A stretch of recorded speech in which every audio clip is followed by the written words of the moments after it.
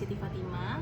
Pada kali ini saya ingin membahas untuk tugas ujian akhir semester dari mata kuliah Kepemimpinan dalam Hubungan Internasional. Topik yang saya bahas adalah kebijakan politik pemimpin domestik B.J. Habibie dalam membentuk pemilu bebas dan demokratis. Indonesia sendiri adalah salah satu negara yang menganut sistem politik desentralisasi. Daerah yang memiliki kewenangan membuat kebijakan daerah untuk memberikan pelayanan, peningkatan partisipasi, kegiatan dalam hal pemberdayaan masyarakat yang bertujuan pada peningkatan kesejahteraan rakyat. Kepemimpinan pemerintahan dan etika pemerintahan pada semua tingkat pemerintahan mempunyai kedudukan strategis dalam usaha mewujudkan pemerintah yang bersih dari korupsi, kolusi, dan nepotisme serta akuntabel. Pemimpin di setiap level pemerintahan diharapkan memperhatikan, memahami, dan mampu menerapkan prinsip-prinsip etika pemerintahan dalam kepemimpinan pemerintahan yang dijalankannya dalam kerangka mencapai tujuan pemerintahan yang dicita-citakan. Dalam kepemimpinan transformasional, antara pimpinan dan bawahan terjadi kesamaan persepsi dengan tujuan dapat mengoptimalkan usaha mereka ke arah tujuan yang ingin dicapai organisasi.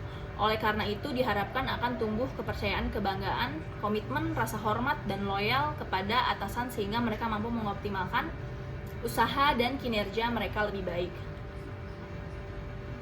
Profil Haji Baharudin Jusuf Habibie sebagai Presiden Indonesia ketiga. Baharudin Jusuf Habibie merupakan Presiden ketiga Republik Indonesia. Ia menjabat sebagai orang nomor 1 Republik Indonesia selama 21 Mei 1998 hingga Oktober 1999. Hal ini menempatkan Habibie sebagai Presiden Indonesia dengan masa jabatan tersingkat, yaitu 1 tahun 5 bulan. Ia merupakan anak keempat dari 8 bersaudara.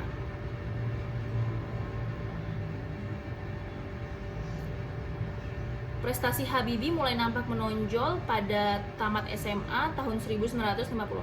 Habibie melanjutkan studi di Fakultas Teknik Universitas Indonesia Bandung. Kemudian mendapat beasiswa untuk melanjutkan studi teknik penerbangan di Rhein-Westfälische Technische Hochschule Jerman tahun 1960. Habibie mendapat gelar diploma insinyur. 5 tahun setelahnya, ia meraih gelar dokter konstruksi pesawat terbang dengan predikat cum laude dari tempat yang sama. Habibie menikah pada 12 Mei 1962 dengan Hasri Ainun Besari di Bandung. Keduanya dikaruniai 2 orang putra, yaitu Ilham Akbar dan Tariq Kamal. Usai menyelesaikan pendidikan, Habibie sempat bekerja di Messerschmitt Bölkow Blohm, sebuah perusahaan penerbangan yang berpusat di Hamburg, Jerman. Kejeniusannya di bidang penerbangan bahkan membuat Habibie menjadi orang yang dihormati di negara tersebut. Dia bahkan dijuluki sebagai Mr. Crack karena kontribusi besarnya bagi teknologi pesawat terbang global. Namanya pun melekat menjadi nama teorema di bidang termodinamika. Teorema Habibie dikenal sebagai Crack Propagation Theory, menyelesaikan persoalan yang sebelumnya memicu banyak kecelakaan pesawat terbang. Teori ini memberikan formulasinya perhitungan matematis untuk menemukan potensi rekahan pada kerangka badan pesawat. Secara umum, kepemimpinan sendiri adalah sebuah kemampuan dalam diri seorang untuk memengaruhi orang lain atau mengarahkan pihak tertentu untuk mencapai tujuan. Gaya kepemimpinan sendiri terdapat 4, yaitu gaya kepemimpinan karismatis, gaya kepemimpinan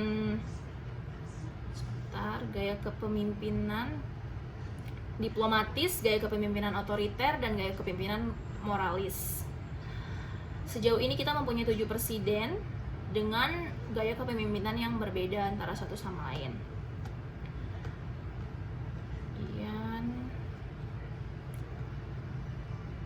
Tujuan kepemimpinan pemerintah di Indonesia tertuang secara jelas dalam Undang-Undang 1945, tepatnya pada alinea keempat. Berdasarkan Undang-Undang 1945, tujuan negara Indonesia berbunyi, kemudian daripada itu untuk membentuk suatu pemerintahan negara Indonesia yang melindungi segenap bangsa Indonesia dan seluruh tumpah darah Indonesia untuk memajukan kesejahteraan umum, mencerdaskan kehidupan bangsa, dan ikut melaksanakan ketertiban dunia yang berdasarkan kemerdekaan, perdamaian, dan keadilan sosial.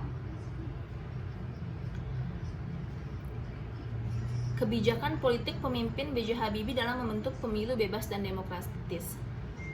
Krisis moneter hebat yang menghantam Indonesia pada tahun 1998 berdampak pada sejarah kepemimpinan B.J. Habibie.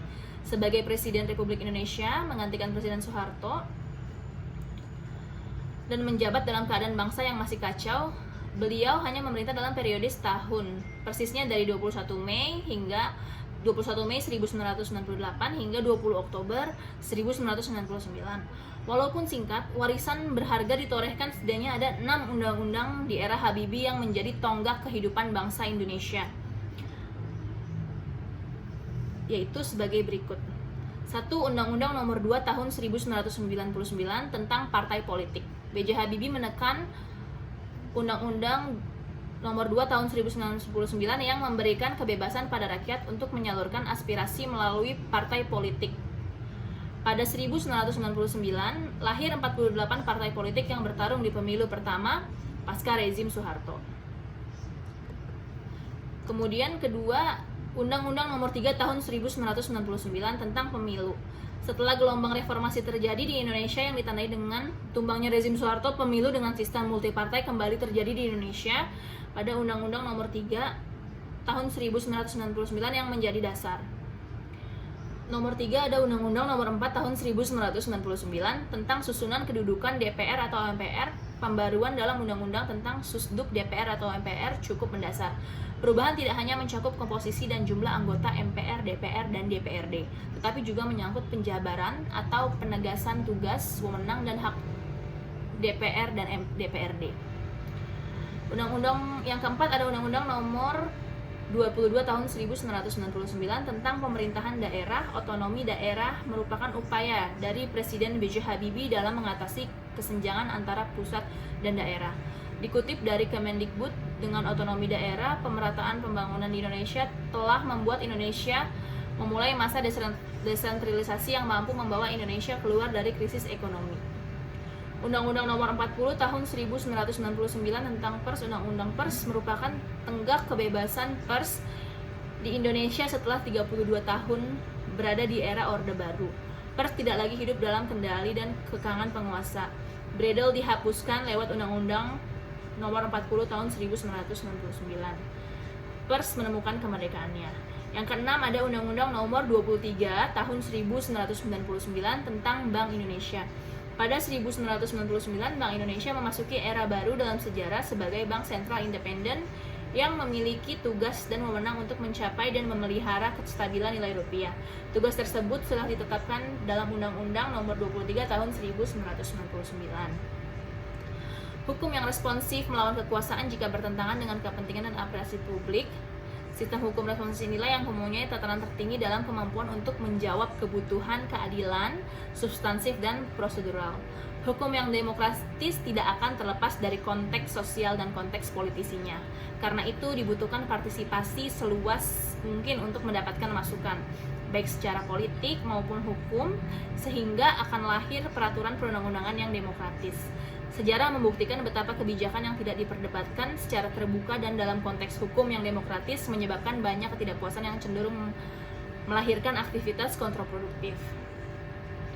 Pada masa pemerintahan pendek Habibie dimulai dengan tuntutan reformasi politik yang diikuti mundurnya Presiden Soeharto menjadi Presiden. B.J. Habibie melonggarkan kebebasan pers dan menyatakan penyelenggaraan pemilu dipercepat.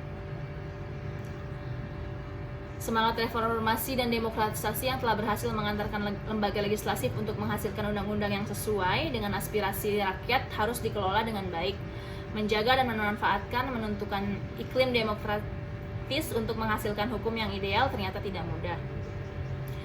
Demikian presentasi yang dapat saya sampaikan. Terima kasih atas perhatiannya. Assalamualaikum warahmatullahi wabarakatuh.